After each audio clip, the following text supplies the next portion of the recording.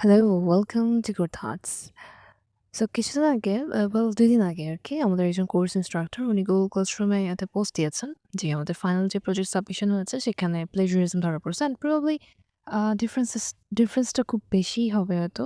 তো যার জন্য এটা উনার মানে উনি মনে করেছেন যে এটার ব্যাপারে কি করবেন উনি সেটা আমাদের সাথে ডিসকাস করা হয়তোবা উচিত। অ্যান্ড আমাদেরকে উনি এটাই জিজ্ঞেস করছেন যে how to assess them or how to mark them. So first of all আমার কাছে মনে হয় যে যেহেতু it's a teachers training program and সবার একটা সার্টেন এইজে পৌঁছাইছি, সবার একটা সার্টেন ফিলোসফি আছে। এই জায়গাটাতে এসে এবং at the end of the day যদি কেউ কিছু করেও তাহলে সেটা টিচিংই হবে। আ সো সেইখান থেকে যদি একজনকে আমার টার্নিটিং দিয়ে চেক করা লাগে একটা টিচারকে, তাহলে আমার কাছে মনে হয় যে এটা হাস্যকর একটা ব্যাপার।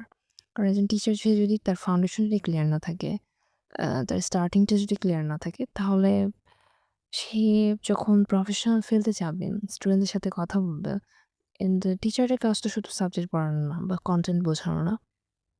টিচার আ কেন স্টুডেন্টদের কাছে আ কোর্স শেষ হওয়ার পরেও বা একটা সার্টেন টাইমের পরেও হচ্ছে যে সে ফেভারিট থাকে স্টুডেন্টদের কাছে। Just because of the character or just because some moral lesson or some ethical stance they had share and সেই জায়গা থেকে যদি একজন টিচার নিজেকে এভাবে একজন মানুষ যদি সে অ্যাজ টিচার হতে চাচ্ছেন এবং নিজেকে যদি এভাবে তৈরি করতে না পারে, আমার কাছে মনে হয় এটা খুবই দুঃখজনক। অ্যান্ড দেন আই কমেন্ট যে রিফ্রেশ করলে জেনারেলি টার্নিটিনে ধরা পড়ে না।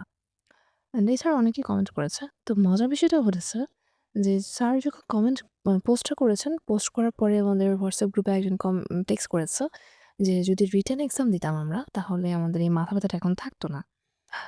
ওয়েল ওর এই টেক্সটটা দেখে আমার মনে পড়ছে যে আ প্রবাবলি এটা একজন কে রবি ঠাকুরই বলছেন হয়তো যে, "আমরা যখন নকল নিয়ে পরীক্ষার হলে যাই সেটাকে আমরা নকল বলি। আর যখন মুখস্থ করে খাতায় উগরে দিই কলম দিয়ে সেটা বোধহয় নকল থাকে না।" এটা রবি ঠাকুরই বলছেন কিনা I'm not sure as I'm not fan of him and এত লজিক্যাল কথা উনি বলছেন কিনা I'm really confused because Rabindranath ঠাকুরের মধ্যেও ঘাপলা আছে। আ তবে যেই বলছেন না কেন তার প্রতি বিনম্র শ্রদ্ধা। সো অ্যান্ড হাস্যকর ব্যাপারটা এইখানেই ঘটছে যে আজকে হচ্ছে যে যাদের লেখা পছন্দ হয়েছে স্যারের সেগুলো আবার উনি Google Classroom-এ আমাদের সাথে শেয়ার করছেন অ্যান্ড সেখানে সেই বান্দার লেখাও আছে। হ্যাঁ? সো সে জিতে গেছে। রিফ্রেশ করে হোক বা যেভাবে হোক সে আ কনসার্ন শো করতেছিল। I don't know যে যদি পুরো রাইটিংটা নিজের হাতেই লেখা থাকে এবং ১২০০ থেকে ১৫০০ words it's not that much difficult to write. And যদি পুরো জিনিসটা তার নিজের হাতেই লেখা থাকে তাহলে তো এই চিন্তা করার কথা ছিল না। অ্যান্ড হতে পারে যে হয়তো কিছু টুকটাক অ্যাডিশন করতে যেয়ে ওটা চিন্তা করতে পারে। ওয়েল ভালো স্টুডেন্ট সেজন্য চিন্তা থাকতেই পারে। আ বাট যদি আমি ইন জেনারেল ওভারঅল পুরো আমার চারপাশের পরিবেশের কথা যদি বলি, তাহলে এটা খুবই দুঃখজনক। মানে হাতে গুনতে গেলে প্রায় 85 to 90% মানুষ হচ্ছে আ আগে ChatGPT থেকে আইডিয়া নেয়। তারপর সেটাকে এবং আমি বলব না যে ChatGPT থেকে আইডিয়া নেয় আসলে। দেখা যায় যে তারা মোস্ট অফ দ্য টাইম যেটা করে যে টিচাররা যে প্রম্পটটা দেয় বা যে ইনস্ট্রাকশনটা দেন, ওটাকে তারা হচ্ছে ChatGPT কে পাঠায়। ChatGPT কে বলে যে, "এটা রিড করো তুমি। রিড করে এটার মতো করে আমাকে একটা প্রজেক্ট রেডি করে দাও।" এখন কথা হচ্ছে যে আ একটা টিচারের পক্ষে আসলে কখনো জানা সম্ভব না যে একটা ক্লাসের সব এতগুলি স্টুডেন্টের মধ্যে কার কি চিন্তাভাবনা, কে কিভাবে আমাকে একটা প্রজেক্ট সাবমিট করতেছে বা কি করতেছে না করতেছে। বাট এই সবগুলো স্টুডেন্টের ঘটনা তো আমরাই জানি। সো আ এরকম অনেক স্টুডেন্ট আছে যারা হয়তোবা যে মার্কসটা পাচ্ছে সেটা পাওয়ার যোগ্যতাই রাখে না। বা যেটা আসলে তাদের পাওয়ার কথা না। বা হচ্ছে যে সম্পূর্ণটাই আসলে ফেক ছিল। তো তারপরেও তারা অনেক ভালো পাচ্ছে, ভালো করছে। অ্যান্ড এগুলো সবকিছুর ক্রেডিট সবকিছুই আসলে যাচ্ছে তারা তারা এটা অ্যাচিভ করতে চাচ্ছে just because to get a good opportunity internationally or nationally. So হ্যাঁ, আমরা হয়তোবা তাদেরকে এই জায়গা থেকে আটকাতে পারব না। সো এবং তাদের এই আ আ কি বলে? যে তাদের এই যে নিজেদের মধ্যে যে একটা আ অ্যাচিভ করার যে একটা কম্পিটিশন এই জিনিসটা দেখলেও আমার দুঃখ লাগে। বিকজ আ কিছু বেসিক আন্ডারস্ট্যান্ডিং আছে যে আ ওই জিনিসগুলো আসলে আমাদের থাকতে হয়। আমাদের লার্নিং স্টেজে হোক। মানে আমি এখনো সাফার করি। আর আমি ফিল করি যে আমরা সাফার করছি যে আমরা যখন স্কুল লেভেলে ছিলাম আমাদেরকে কিভাবে পড়তে হয়, কিভাবে চিন্তা করতে হয়। এই জিনিসগুলো আমাদের টিচাররা আমাদেরকে কখনো শেখান নাই। এবং সেটা যদি আমরা শিখতাম বা সেটা যদি আমাদের পড়া মানে ধরে রিডিং পড়ানো, বসে খালি প্রশ্ন উত্তর লেখানো, এসব না করায় যদি তারা বাসায় না এগুলো ঠিক আছে দরকার আছে। এবং এগুলোর সাথে যদি তারা আমাদেরকে কিভাবে শিখতে হয়, কিভাবে বুঝতে হয় এবং পড়াশোনার পাশাপাশি আরো কত কিছু যে দরকার আমাদের বোঝার বা এই যে আ এক্সট্রা বই পড়া। সো এই জিনিসগুলোতে যদি উনারা আমাদেরকে ইন্সপায়ার করতেন, আমার মনে হয় যে আমরা আরো অনেক ভালো স্টুডেন্ট হতে পারতাম। ওয়েল হতে পারি নাই, দ্যাট ডাজন্ট মিন যে সামনে কেউ হতে পারবে না।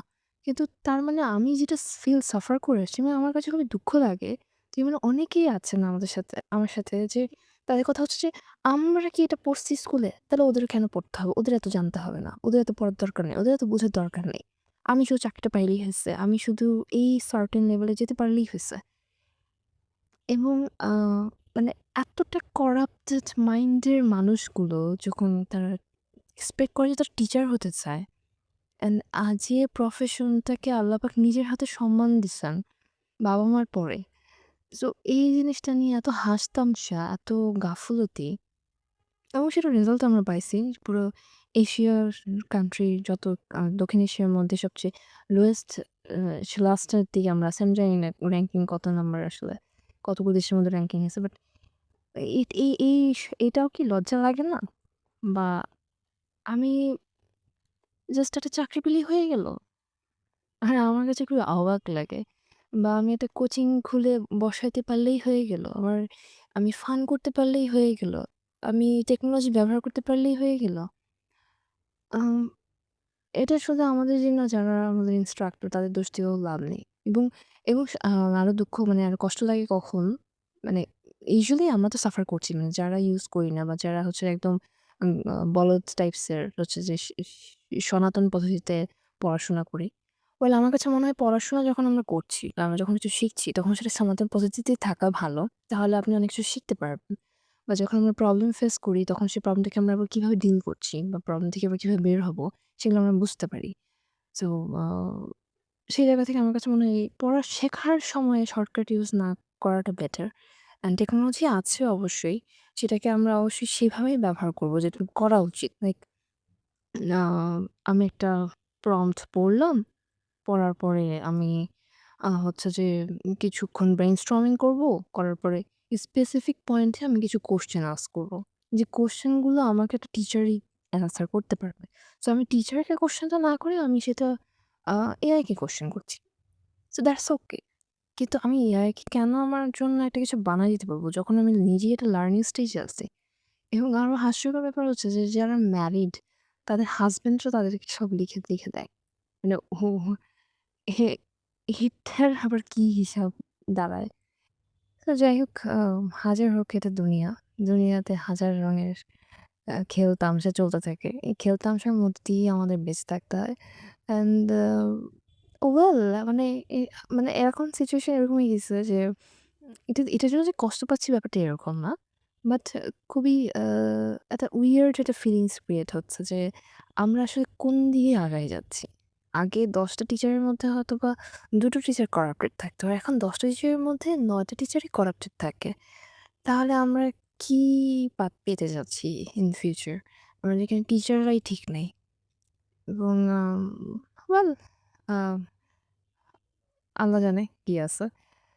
দেখা যাক। So, thank you if anyone listening. আল্লাহ হাফেজ।